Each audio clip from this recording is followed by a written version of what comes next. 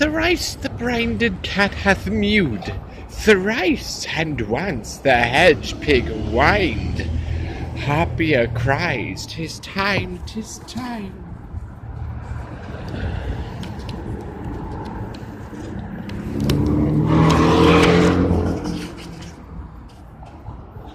Round about the cauldron go, in the poisoned entrails throw. Toad that under cold stone days and nights has 31 sweltered venom sleeping gut. Boil thou first in the charmed pot. Double, double toil and trouble, fire burn and cauldron bubble. Fillet of a fanny snake, in the cauldron boil and bake. Eye of newt and toe of frog, wool of bat and tongue of dog. Adder's fork and blindworm's sting, lizard's leg and howlet's wing. For a charm of powerful trouble, like a hell broth boil and bubble. Double, double toil and trouble, fire burn and cauldron bubble. Scale of dragon, tooth of wolf, witch's mummy maw and gulf. Of the raven salt sea shark, root of hemlock dig to the bark. Liver of blaspheming Jew, gall of goat and sips of yew. Silvered in the moon's eclipse, nose of Turk and Tartar's lips. Finger of birth's strangled babe, ditch delivered by a drab. Make the gruel thick and slab, and thereto a tiger's cauldron. For the ingredients of our cauldron, double, double toil and trouble, fire burn and cauldron bubble. Cool it with a baboon's blood, then the charm is firm and good. Ah, well done. I commend your pains, and everyone shall share the gains. And now about the cauldron sing like elves and fairies in a ring, enchanting all that you put in. By the pricking of my thumb, something wicked this way comes. Open locks whoever knocks. How now, you secret black and midnight hags, what is it you do? I do without a name. I conjure you by that which you profess, howe'er you come to know it, answer me. Though you untie the winds and let them fight against the churches, though the yesty waves confound and swallow navigation up, though bladed corn be lodged and trees blown down, though castles topple on their waters' heads, the palaces and pyramids do slope.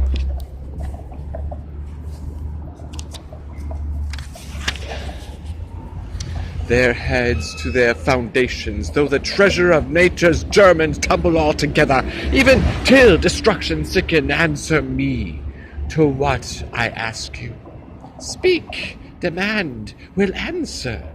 Say if thou'dst rather hear it from our mouths or from our masters. Call 'em, let me see 'em.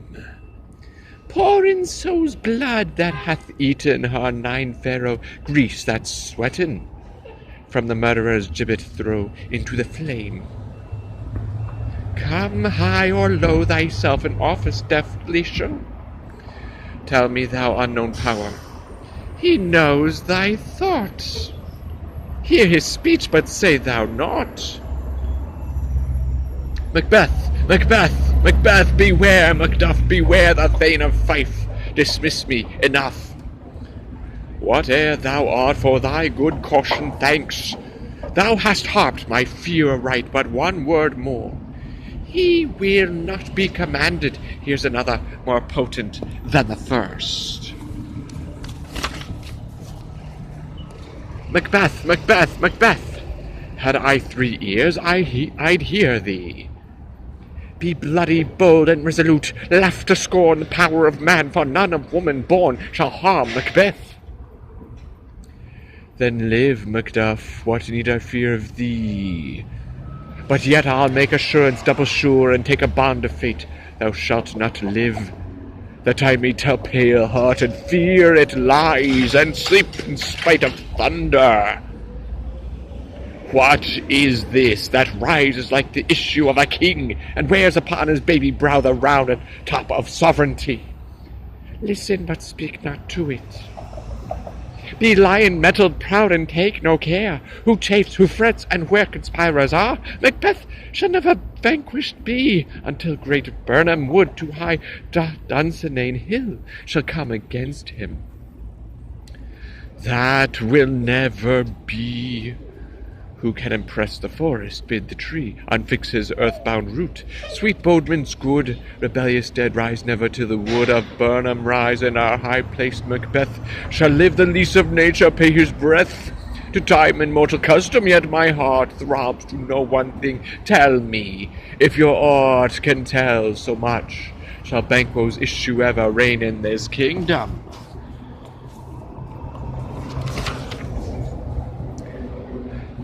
Seek to know no more.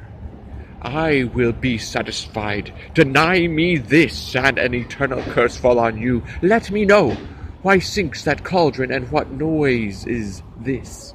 Show, show, show. Show his eyes and grieve his heart. Come like shadows, so depart. Thou art too like the spirit of Banquo down.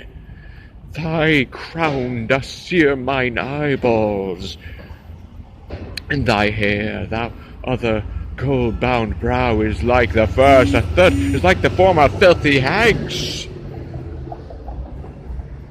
Why do you show me this? A fourth, starred eyes, what?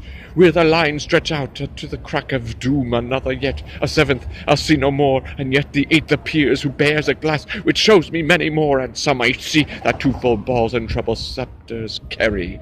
Horrible sight, now I see, 'tis true, for the blood-bolted Banquo smiles upon me, and points at them for his. What, is this so? Aye, sir, all this is so. But why stands Macbeth thus amazedly? Come, sisters, cheer we up his sprites, and show the best of our delights. I'll charm the air to give us sound, while you perform your antic round, that this great king may kindly say our duties did his welcome pay. Where are they? Gone? Let this pernicious hour stand I accursed in the calendar. Come in without there.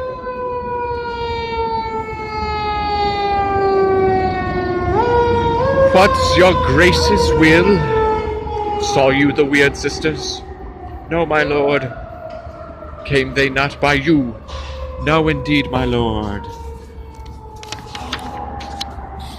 Infected be the air whereon they ride, and damned all those that trust them. I did hear the galloping of horse. Who was it came by?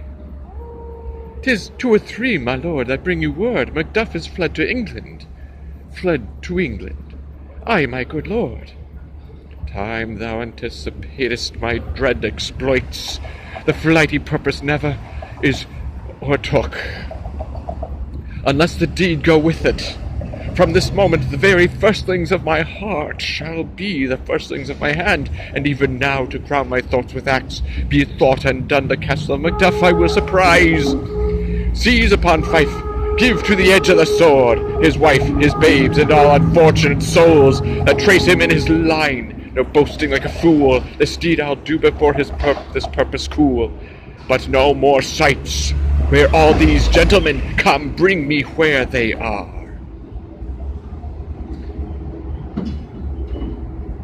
What had he done to make him fly the land?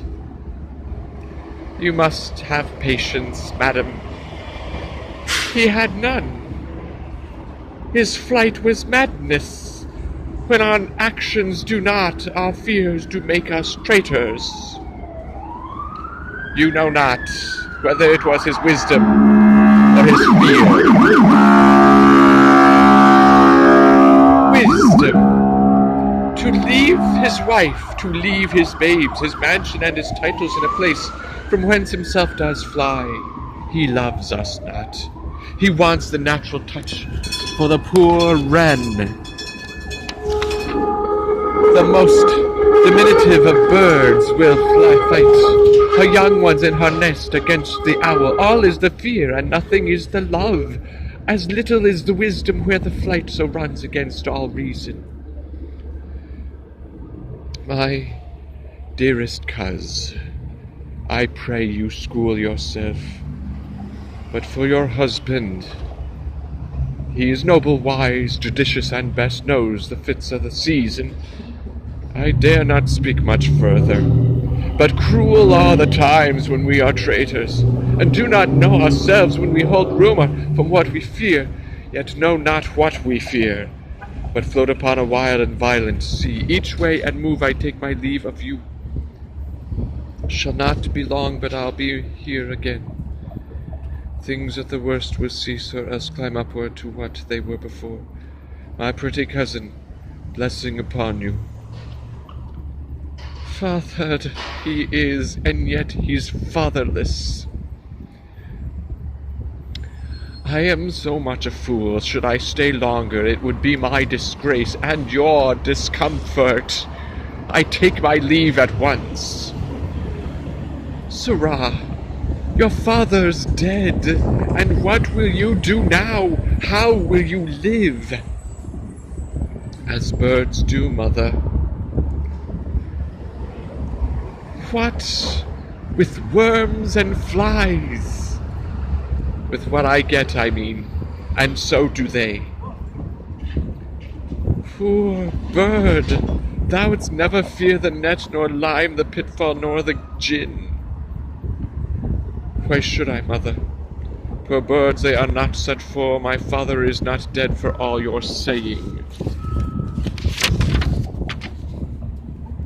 Yes, he is dead. How wilt thou do for a father? Nay, how will you do for a husband? Why, I can buy me 20 at any market. Then you'll buy 'em to sell again. Thou speakest with all thy wit, and yet have faith with wit enough for thee. Was my father a traitor, mother? Aye, that he was. Was it a traitor? Why, one that swears and lies, and be all traitors that do so? Every one that does so is a traitor and must be hanged. And must they all be hanged that swear and lie? Every one. Who must hang them? Why, the honest men. Then the liars and swearers are fools, for there are liars and swearers enow to beat the honest men and hang up them. Now, God help me, poor monkey, but how wilt thou do for a father? If he were dead, you'd weep for him. If you would not, it were a good sign that I should quickly have a new father. Poor prattler, how thou talkest! Bless you, fair dame, I am not to you known, though in your state of honour I am perfect. I doubt some danger does approach you nearly. If you will take a homely man's advice, be not found here, hence with your little ones, to fright you thus. Methinks I am too savage. To do worse to you were fell cruelty, which is too nigh your person. Heaven preserve you. I dare abide no longer. Whither should I fly? I have done no harm. But I remember now I am in this earthly world where to do harm is often laudable, to do good sometime I count it dangerous folly. Why then, alas, do I put up that womanly defence to say I have done no harm? What are these faces? Where is your husband? I hope in no place so unsanctified where such as thou mayest find him. He's a traitor. Thou liest, thou shag-haired villain.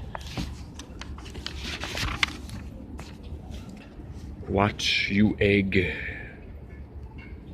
Young fry of treachery. He has killed me, mother. Run away. I pray you.